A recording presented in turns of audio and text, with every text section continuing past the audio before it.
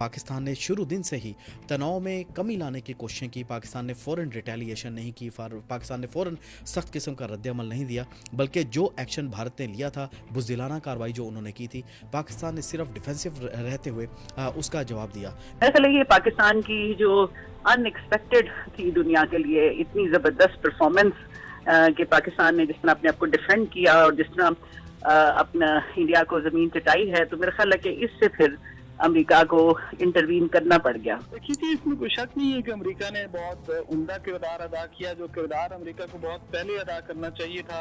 खासतौर पे तुर्किया का किरदार अनकंडीशनल था। यूएई ने भी कहा, अजरबैजान ने बहुत सपोर्ट किया।